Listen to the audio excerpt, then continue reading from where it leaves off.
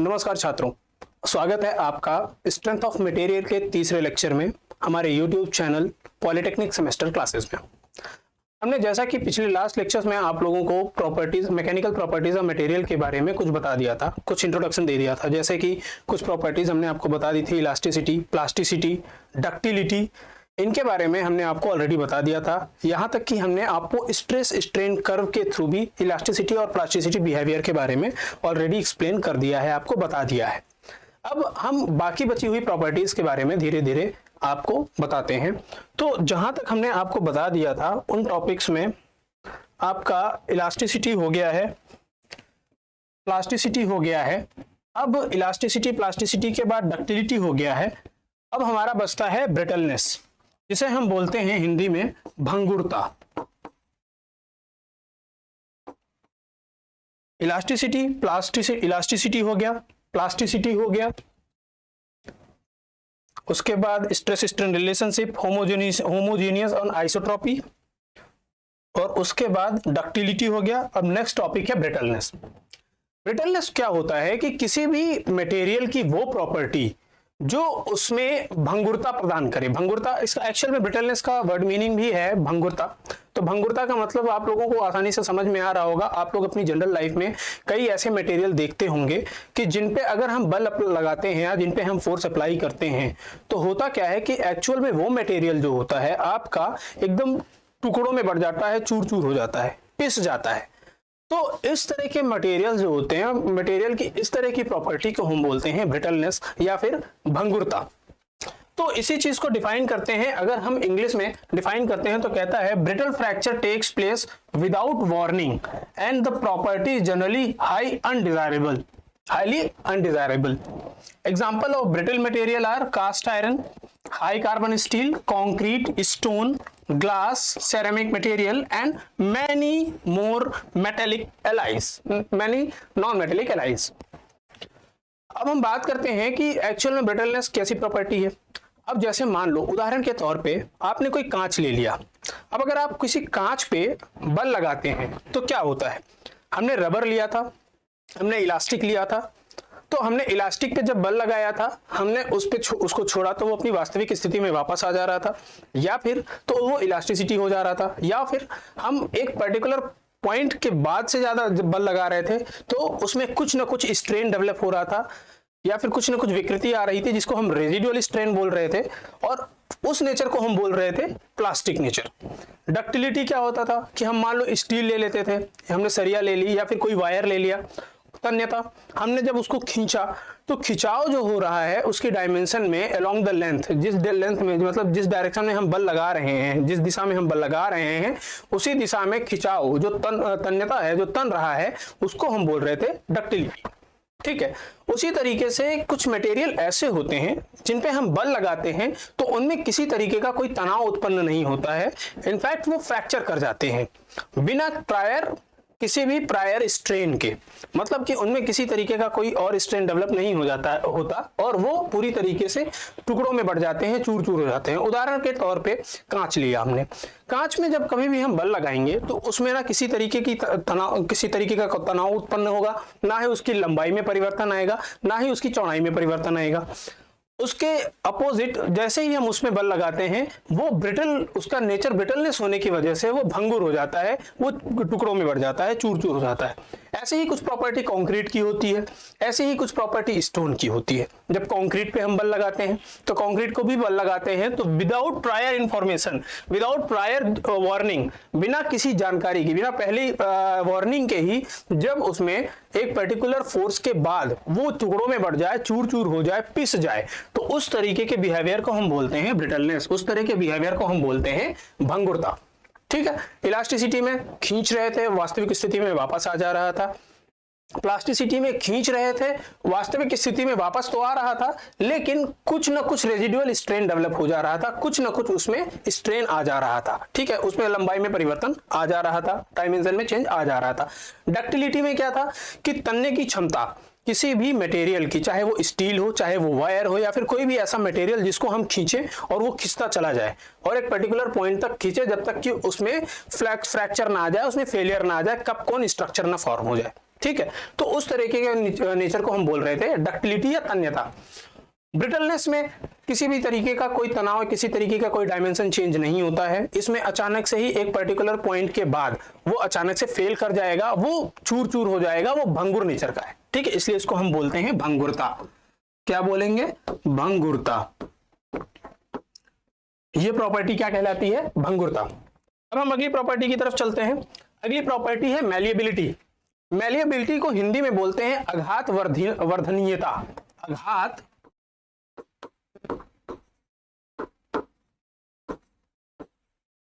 वर्धनीयता। आघात वर्धनीयता। आघात वर्धनीयता का मतलब कि कोई भी ऐसा मटेरियल जब हम उसके ऊपर कंप्रेसिव लोड अप्लाई करते हैं, यानी उसको जब हम पीटते हैं, या फिर हम पिटवापन बोलते हैं, इसी को हम आघात वर्धनीयता के अलावा पिटवापन भी बोलते हैं। कि मान लो कि आपने कोई स्टील की प्लेट, मोटी चादर ले ली, अब जब आप उसको पीटते हैं, उसके ऊपर तेजी तेजी से इंपैक्ट फोर्स अप्लाई करते हैं, तो उसकी वजह से क्या होता है कि वो चारों तरफ से अपनी दो अलग अलग डायमेंशंस में, हर डायमेंशन में वो फैलने लगता है। उदाहरण के तौर पे अगर हम लें, उदाहरण अगर आप लेते हैं, तो मान लीजिए कि आपको बर्तन बनाना है या कोई पतली चादर बनानी है, तो हम मोटा स्टील का प्लेट ले लें या मोटा हम कोई भी जिस मटेरियल का, एल्यूमिनियम की मोटी चादर ले लेते हैं। उसके बाद हम उस पर जब कंप्रेसिव फोर्स अप्लाई करते हैं या इंपैक्ट लोड अप्लाई करते हैं तेजी से, तो उसकी वजह से वो हर डायरेक्शन में फैलने लगता है। उस चादर की डायमेंशन, वो चादर जो है वो पतला होने लगता है और हर डायमेंशन में फैलने लगता है। तो किसी उस पदार्थ की उस प्रॉपर्टी को, उस गुण को हम बोलते हैं आघात वर्धनीयता, मैलिएबिलिटी, या फिर इसको हम क्या बोलते हैं? इसको हम बोलते हैं पिटवापन। ठीक है, तो समझिए इस चीज को, डेफिनेशन के थ्रू समझिए। Malleability is a property of a material which permits the material to be extended in all directions without rupture. यानी कि जब कभी भी किसी भी मटेरियल पे, ऐसा मटेरियल जिसपे हम बल लगाएं, जिसपे हम फोर्स अप्लाई करें, तो फोर्स अप्लाई करने की वजह से ये हर डायरेक्शन में एक्सटेंड हो, extended in all direction without rupture, उसमें किसी भी तरीके का रप्चर ना आए, यानी वो क्रैक ना करे, वो टूटे ना, बस वो हर डायरेक्शन में फैलता जाए। ठीक है, and malleable material possess a high degree of plasticity but no necessarily great strength. यानी अब ऐसे समझिए, प्लास्टिसिटी का क्या मतलब था कि मटेरियल के वास्तविक आयाम में, यानी वास्तविक विमाओं में परिवर्तन तो हो रहा था, लेकिन वो अपनी स्थिति में वापस नहीं आ रहा था, इलास्टिसिटी में वापस आ जाता था। तो इसका मतलब ये है कि एक कोई भी मैलिएबल मटेरियल होगा, कोई भी आघातवर्धनीय पदार्थ होगा, तो उस पर जब हम बल लगाएंगे तो वो चारों डायरेक्शन में फैल तो जाएगा। एक प्लेट की तरह का स्ट्रक्चर, मान लो कि हमको प्लेट बनानी है, तो हमने वो मटेरियल लिया, एल्यूमिनियम की मोटी शीट ली, हमने उस पर बल लगाया, वो चारों डायरेक्शन में फैल गया। ठीक है, तेजी से दबाओगे तो वो फैलेगा चारों तरफ, लेकिन वो चारों डायरेक्शन में फैल गया, लेकिन वापस फिर वो उसी शेप में नहीं आएगा। तो इसका मतलब ये है कि जब कभी भी कोई भी मैलिएबल मटेरियल है अगर वो, तो उसमें अगर हाई डिग्री ऑफ प्लास्टिसिटी होगी, यानी वो फैलेगा, अपनी वास्तविक स्थिति से परिवर्तित होगा, उसकी हर डायरेक्शन में उसकी डायमेंशन चेंज होगी, लेकिन वो अपनी एक्चुअल डायमेंशन में वापस नहीं आएगा, यानी वो प्लास्टिक बिहेवियर शो कर रहा है। ठीक है, अब ये, लेकिन इसका ये मतलब कहीं से नहीं है कि उसकी स्ट्रेंथ ज्यादा होगी, यानी उसकी सामर्थ्य बढ़ जाएगी, ऐसे इसका कोई जरूरी मतलब नहीं है। मतलब ऐसा कोई वही नहीं है कि अगर मटेरियल मैलिएबल है तो उसका स्ट्रेंथ भी होगी। उसमें मटेरियल मैलिएबल है तो प्लास्टिसिटी उसमें होगी, लेकिन उसमें स्ट्रेंथ होगी ऐसा जरूरी नहीं है, उसमें सामर्थ्य होगा ऐसा जरूरी नहीं है। तो इस चीज को बहुत ध्यान से समझिएगा। फिर से बता दे रहा हूं एक बार इस चीज को कि मटेरियल आघातवर्धनीय है तो प्लास्टिक हो ये तो जरूरी है, लेकिन आघातवर्धनीय होने के साथ उसकी सामर्थ्य भी बढ़ जाए ये जरूरी नहीं है। ठीक है, अगला पॉइंट कहता है this property is utilised in many operations such as forging, hot rolling, drop tampering et cetera, drop stamping et cetera. Forging जब भी हम कोई मटेरियल फोर्जिंग करते हैं, मतलब कि बनाते हैं, हॉट रोलिंग की, अब हॉट रोलिंग का मतलब क्या है कि अब कोई भी मटेरियल हम लेते हैं, आपने देखा होगा गन्ने को पेरना आप लोगों ने देखा होगा जनरली। उदाहरण के तौर पे कभी भी आपने गन्ना पेरते हुए अगर किसी देखा हो, गन्ने का जूस पीने गए हो आपने देखा होगा कि गन्ने को पेरते वक्त कैसे करते हैं हम, कि दो रोलर्स लगे होते हैं, अलग अलग गियर लगा होता है, गियर के थ्रू वो चलाता है और दोनों रोलर्स के बीच में गन्ने को डाल देता है वो, और गन्ना एक तरफ से दूसरी तरफ गन्ने का जो आपका मटेरियल होता है, जो क्या कहते हैं वेस्ट मटेरियल बाहर निकलता है, उससे जूस जो होता है हमारा निकल जाता है। अब गन्ना क्या होता है, वो फैल जाता है। इसी तरीके से अगर गन्ने की जगह पे अगर हम कोई एल्यूमिनियम की मोटी शीट डाल दें तो वो क्या होगा, वो एक पतली प्लेट के फॉर्म में बन जाएगा और आगे उस तरीके से निकलेगा। तो यही प्रॉपर्टी उस एल्यूमिनियम की, यही प्रॉपर्टी जो है कि वो पतली चादर में के फॉर्म में बन गया, उसको हम बोलेंगे आघातवर्धनीयता। ठीक है, तो इसी को बोलते हैं hot rolling, forging, drop stamping. ठीक है, कि अगर हम ड्रॉप करके किसी भी स्टैंपिंग बना रहे हैं, कोई भी मटेरियल ले रहे हैं, उसका स्टाम्प बनाना चाहते हैं हम, तो उस पर हम तेजी से ड्रॉप करेंगे, ड्रॉप हैमर लगाएंगे, मतलब हथौड़ा लेकर के तेजी से जब हम ठोकेंगे तो उसकी वजह से उसके आयामों में परिवर्तन आएगा, उसके डायमेंशंस में चेंज आएगा। तो इस तरीके की प्रॉपर्टी को हम क्या बोलेंगे, मैलिएबिलिटी। अब हम बढ़ते हैं अपनी नेक्स्ट प्रॉपर्टी की तरफ। अगली प्रॉपर्टी है टफनेस। टफनेस क्या होता है? अब टफनेस होता है कि किसी भी मटेरियल की इंपैक्ट लोड रजिस्ट करने की जो कैपेसिटी है, यानी जो एनर्जी वो एब्जॉर्ब कर रहा है इंपैक्ट लोड की। इंपैक्ट लोड अब क्या होता है, अब ये भी बड़ा प्रश्न है, क्योंकि इंपैक्ट लोड है क्या कि अब जैसे मान लो कि जो हथौड़ा, अब मान लो कि कोई भी ऐसे मटेरियल रखा है, अब उसको हम तेजी से हथौड़ा मारे, इंपैक्ट, अचानक से इंपैक्ट लोड, तो इसको हम बोलेंगे क्या, इंपैक्ट लोड। क्या बोलेंगे, इंपैक्ट लोड। तो जब कभी भी हम स्ट्रेस स्ट्रेन कर्व पढ़ते हैं, तो इस चीज को आप थोड़ा सा इधर से ऐसे समझिएगा कि जब कभी भी हम स्ट्रेस स्ट्रेन कर्व पढ़ते हैं, ये हमारा है स्ट्रेस, ये है स्ट्रेन। तो स्ट्रेस स्ट्रेन कर्व जब हम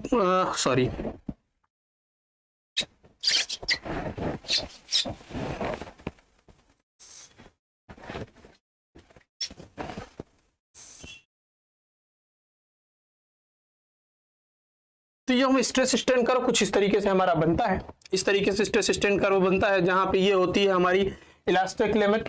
ठीक है, तो इस तरीके से ये प्रोपोर्शनल लिमिट होती है, फिर इलास्टिक प्रोपोर्शनल लिमिट आती है, इलास्टिक लिमिट आता है, अपर यील्ड पॉइंट आता है, लोअर यील्ड पॉइंट आता है। ठीक है, इसको स्ट्रेन हार्डनिंग जोन बोलते हैं, और ये हमारा यहाँ पे जाकर के कहीं पे ये फ्रैक्चर हो रहा होता है। ठीक है, तो यहां जहां तक ये फ्रैक्चर हो रहा है, यहां तक का जो एरिया होता है स्ट्रेस स्ट्रेन कर्व का, इसको हम बोलते हैं मॉडुलस ऑफ टफनेस, या इसको हम बोलते हैं टफनेस। ठीक है, इसको हम बोलते हैं टफनेस, कठोरपन जिसे बोलते हैं, शुद्ध हिंदी में समझो तो टफनेस का मतलब कठोरपन। ठीक है, तो कठोरपन क्या हुआ कि जब कभी मटेरियल की ऐसी प्रॉपर्टी जो उसको बिना फ्रैक्चर के एनर्जी एब्जॉर्ब कर जाए, यानी कि अचानक से, अब ऐसे समझो कि मान लो आप इंसान हो, ठीक है, हम आपको खींच के एक कंटाप मारे, तो आप गिरो ना, आपका मुंह ना टूटे, आपका दांत ना टूटे, आप में किसी तरीके का फ्रैक्चर ना आ जाए, आप हमारे कंटाप को बर्दाश्त कर ले जाओ, तो ये आपकी टफनेस है, आप इतने टफ हो, ये रिप्रेजेंट कर रहा है। कोई भी मटेरियल, आप अपने को मटेरियल ले लो, आप अपने किसी एक दोस्त को मटेरियल ले लो, मारने मत लगना एक्चुअल में, लेकिन बस इस चीज को बस अज्यूम करो कि आपका कोई एक दोस्त है, आपने उसको मटेरियल मान लिया, है तो सब हर कोई मटेरियल, फिलहाल आपने उसको मटेरियल मान लिया, और गुस्सा आई, आपने धर दिया एक कंटाप तेजी से। अब वो कंटाप मारा, उसका कोई भी हिस्सा टूटा नहीं, ना दांत टूटा, ना मुंह टूटा, ना हाथ टूटा, ना पैर टूटा, कुछ भी नहीं टूटा, है ना। आपने तेजी से मार दिया, वो गिर पड़ा, टूटा टाटा कुछ नहीं, लेकिन उसने बर्दाश्त कर लिया, उसने आपके मारे हुए कंटाप को एब्जॉर्ब कर लिया कि चलो भाई कोई दिक्कत नहीं है ना। तो ये है, ये प्रॉपर्टी उसकी रिप्रेजेंट कर रही है कि वो कितना टफ है, यानी उसकी टफनेस को रिप्रेजेंट कर रही है। मटेरियल के बिना फ्रैक्चर हुए उसके एनर्जी एब्जॉर्ब करने की कैपेसिटी को हम बोलते हैं टफनेस। ठीक, मटेरियल के फ्रैक्चर हुए बिना उसकी एनर्जी एब्जॉर्ब जब नहीं एब्जॉर्ब हो जाएगी तो उसको बोलेंगे टफनेस। ठीक है, अब इस चीज को ऐसा समझिए, toughness is the property of material which enables to absorb energy without fracture, मतलब एनर्जी एब्जॉर्ब करता है फ्रैक्चर के बिना। This property is very desirable in components subjects to cyclic और shock loading. Toughness is measured in terms of energy required per unit volume of the materials. ठीक, तो वो भी वही चीज कह रहा है कि ये किसी भी मटेरियल की जो साइक्लिक या शॉक लोडिंग मैंने बताया आपकी इम्पैक्ट लोडिंग, शॉक लोडिंग, कि अभी अब शॉक ही हुआ ना कि आप खड़े खड़े अचानक से कोई आके आपको कंटाप मार दे, ये तो शॉक लोडिंग हुई। तो शॉक लोडिंग किसी भी मटेरियल, ऐसा कोई मटेरियल जिसमें शॉक लोडिंग होने के चांसेस हैं, जिसमें अचानक, शॉक मतलब अचानक से, ठीक है, तो शॉक लोडिंग यानी अचानक से लोड लगने के चांसेस हैं, ठीक है, या फिर वो साइक्लिक लोड लगने का चांसेस है कि एक बाद एक के बाद एक इस तरह के लोड लगने के चांसेस हैं। तो उस तरह के मटेरियल के, उस तरह के कंपोनेंट में ये जो प्रॉपर्टी होती है बहुत डिजायरेबल होती है, ठीक है। और इसको हम जब मेजर करते हैं ये होता है हमारा energy required per unit volume, energy required per unit volume, और इसका एरिया हमने आपको ऑलरेडी बता दिया है कि फ्रैक्चर तक लेते हैं, ठीक है। This energy includes the work done to the elastic limit which is small in comparison with energy subsequently expended, ठीक है। यानी ये एनर्जी क्या होता है, includes the work done up to the elastic limit, work done कहां तक, elastic limit तक, ठीक है। चलिए फिलहाल आज के लिए हम यहीं तक अपनी क्लास को रखते हैं। अब अगली क्लास को हम, अगला लेक्चर जो होगा हम थोड़ा लंबा करेंगे और उस लेक्चर में हम बाकी बची मटेरियल प्रॉपर्टीज जो हैं उसको हम कंटिन्यू करेंगे और उसको खत्म करेंगे। इसलिए चैनल को लाइक करिए, सब्सक्राइब करिए और शेयर करिए, ठीक है। आज के लिए इतना ही। अगली क्लास में मिलते हैं और ही जोश के साथ, और मटेरियलिक प्रॉपर्टी, और अपने दोस्तों को बताइए, जिनको नहीं पता उन्हें बताइए कि सेमेस्टर की क्लासेस स्टार्ट हो चुकी हैं, उनकी स्ट्रेंथ ऑफ मटेरियल की क्लासेस स्टार्ट हो चुकी हैं। सिविल इंजीनियरिंग के और भी सब्जेक्ट्स की क्लासेस बहुत जल्दी स्टार्ट होने वाली हैं, सर्वेइंग की भी स्टार्ट होने वाली है। तो इस तरीके से आप जितना जल्दी जुड़ेंगे आपका सब्जेक्ट उतनी जल्दी ही कवर अप होगा, ठीक है। तो आज के लिए इतना ही, चलते हैं, मिलते हैं अगली क्लास में।